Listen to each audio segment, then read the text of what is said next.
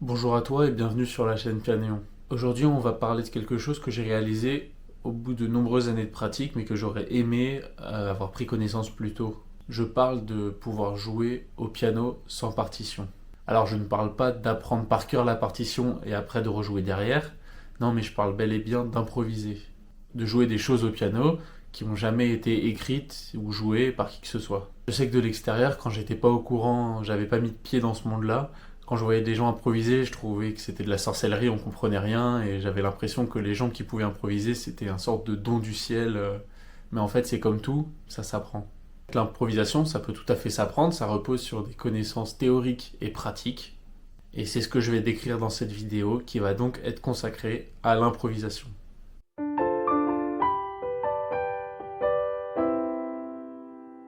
Improviser repose sur le principe suivant. Tout morceau a une tonalité propre. Et chaque tonalité a sa gamme naturelle et ses accords naturels propres. Improviser, c'est donc jouer les notes de la gamme et jouer les accords naturels d'une tonalité choisie arbitrairement. Pour que tu comprennes, je vais te montrer la démarche de comment on fait pour improviser. On prend d'abord une tonalité arbitraire. Donc, par exemple, pour faire simple, on va dire Do majeur. Donc la gamme naturelle de Do majeur, c'est Do, Ré, Mi, Fa, Sol, La, Si, Do. Ces notes, ça va être les bonnes notes. Et toutes les autres notes qui sont pas Do, Ré, Mi, Fa, Sol, La, Si, Do, par exemple, je sais pas, Fa dièse ou Si bémol, et ben ces notes-là, ça va être des fausses notes. Ça va pas bien sonner. Ça veut dire que les touches blanches, ça va être les bonnes notes, et les touches noires, ce sera les fausses notes. C'est pour ça que Do majeur, c'est assez simple comme tonalité pour improviser au piano. C'est super visuel en fait. Pour choisir les accords sur lesquels on va jouer, il faut prendre les notes de la gamme naturelle de Do majeur pour les jouer. Dans la vidéo d'avant-hier sur les accords, on a vu qu'un accord il peut être soit avec une tierce majeure, soit avec une tierce mineure. Selon la tierce, tous les accords ne peuvent pas être joués, puisqu'il faut que la tierce soit dans la gamme naturelle. Bon, je vais te montrer en application ce que ça donne. C'est quoi ces fameux accords naturels? Pour l'exemple, je vais prendre la tonalité de Do majeur, comme j'en ai parlé, et on va commencer par l'accord de Do, donc l'accord du premier degré. Pour les accords, on a vu dans une autre vidéo avant-hier. Si tu l'as pas vu, je te mets une petite fiche en haut à droite pour aller la voir. Qu'il y a deux types d'accords, les accords majeurs et les accords mineurs, qui se différencient par leur tierce. Il suffit de regarder la tierce mineure à un ton et demi au-dessus de notre tonique, qui est ici le Do. On tombe sur Mi bémol.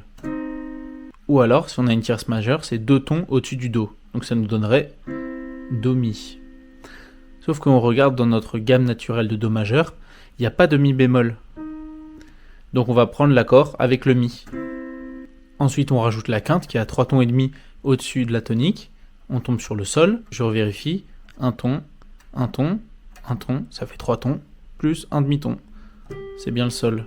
Donc notre premier accord, ce sera Do majeur. Logique, puisqu'on est en tonalité de Do majeur. Ensuite notre accord du deuxième degré, c'est l'accord qui commence par le Ré, vu que c'est la deuxième note de notre gamme naturelle de Do majeur. On regarde la tierce mineure et la tierce majeure, qu'est-ce que ça serait? La tierce mineure, un ton et demi au-dessus, c'est le Fa. Et la tierce majeure, c'est le Fa dièse.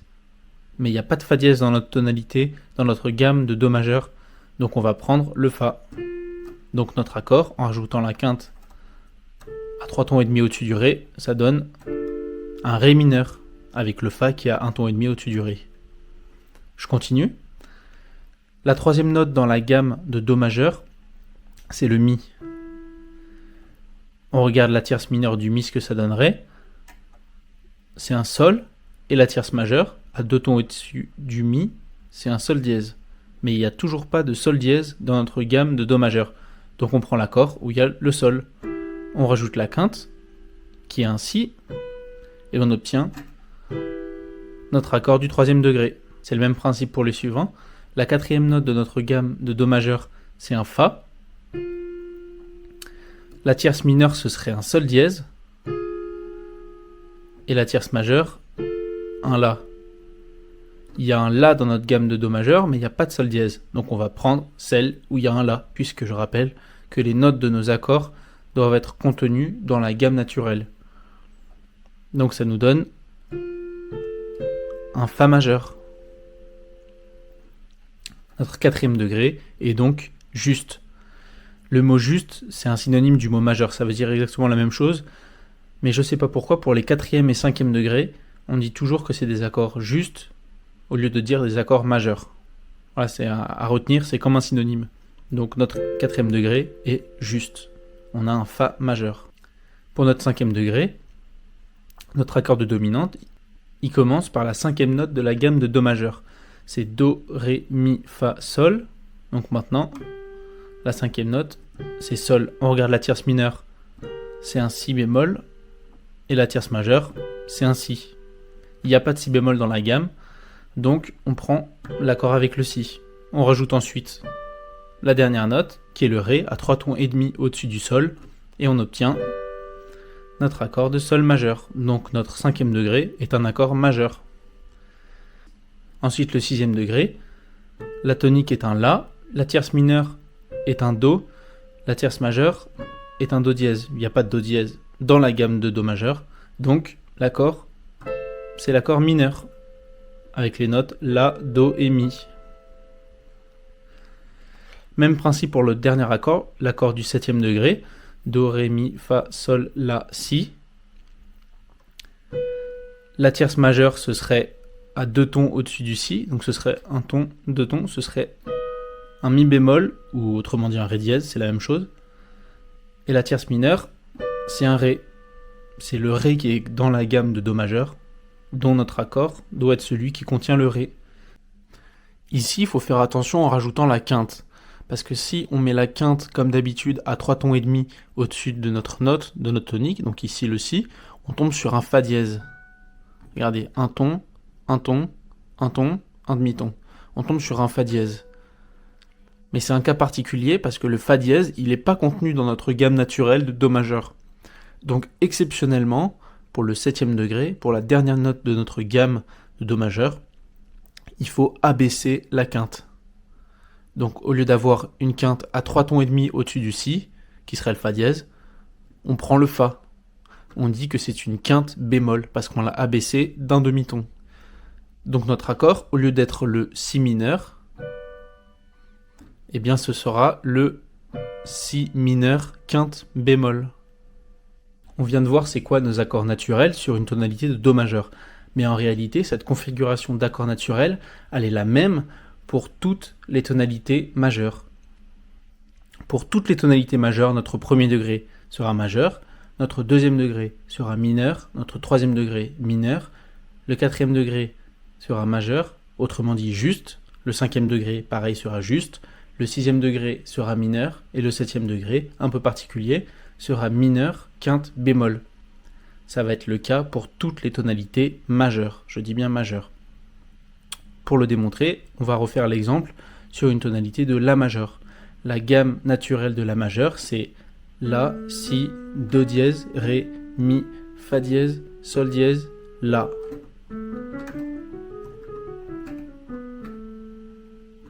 Si tu te demandes comment j'ai fait pour retrouver la gamme si rapidement, j'ai fait une vidéo à ce sujet, je te mets la petite fiche qui va bien en haut à droite. Donc on regarde dans notre gamme la première note pour notre premier accord, c'est La. On regarde la tierce mineure, c'est un Do, la tierce majeure, c'est un Do dièse. Dans notre gamme, on a un Do dièse, mais on n'a pas de Do, donc notre accord, c'est bien un accord avec la tierce majeure, à 2 tons au-dessus du La, un La majeur. Notre deuxième note de notre gamme, c'est un Si, la tierce mineure, c'est un Ré, à 1 ton et demi au-dessus du Si, et à 2 tons, c'est un Ré dièse. Mais il n'y a pas de Ré dièse dans notre gamme, en revanche, il y a un Ré. Donc ça va bien être un accord mineur. On rajoute la quinte 3 tons et demi au-dessus du Si, qui est le Fa dièse, et on tombe sur notre deuxième accord naturel. Notre accord du 3e degré, il va commencer par la 3e note de la gamme naturelle de La majeur, c'est un Do dièse, et on regarde là aussi si c'est la tierce mineure ou la tierce majeure. La tierce mineure c'est un Mi, la tierce majeure c'est un Fa. Dans notre gamme, il y a un Mi, mais il n'y a pas de Fa, donc c'est bien la tierce mineure, ça va être bien un accord mineur. On rajoute la quinte à 3 tons et demi au-dessus du Do dièse, et on tombe sur notre accord naturel. On continue, c'est le même principe pour les suivants. Notre 4e degré, c'est le Ré, on tombe sur un Ré majeur, on dit que l'accord il est juste pour le 4e degré. Le 5e degré, pareil, commence par un Mi, c'est un accord qui va être juste. Le 6e degré, c'est l'accord de Fa dièse, il est mineur. Et le 7e degré, l'accord un petit peu particulier, qui commence par notre dernière note de notre gamme de La majeur, qui est le Sol dièse. C'est un accord mineur, mais avec une quinte bémol. Donc la quinte bémol ici, c'est à 3 tons au-dessus du Sol dièse, c'est un Ré. Ça va être ça, notre dernier accord.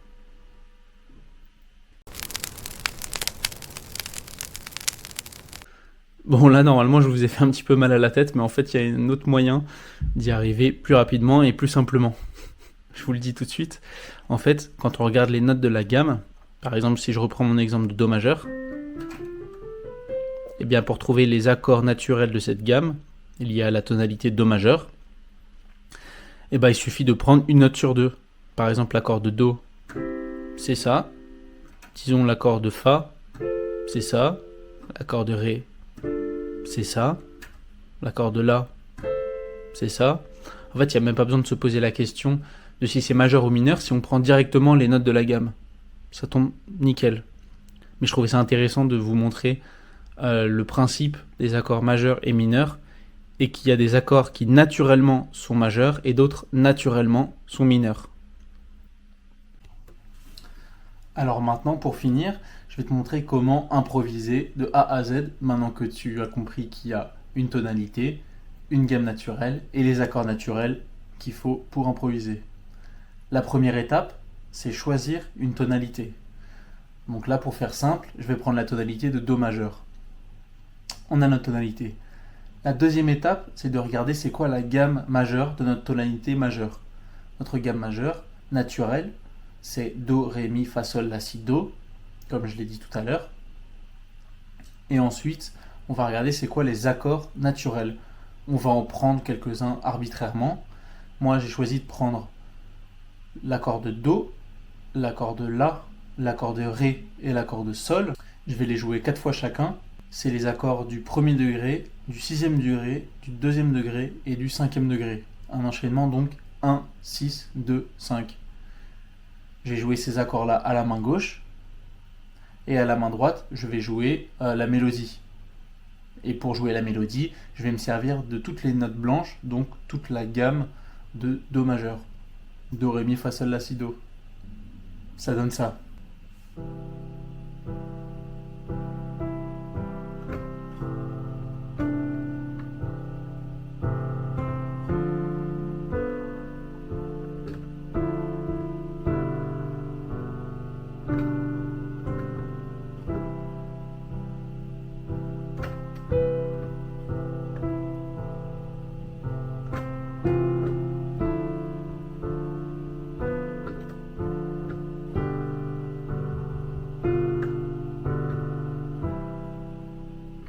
Voilà, c'est assez amusant, c'est exactement le même enchaînement d'accords qu'une musique que vous connaissez très bien. Allez, je la joue tout de suite.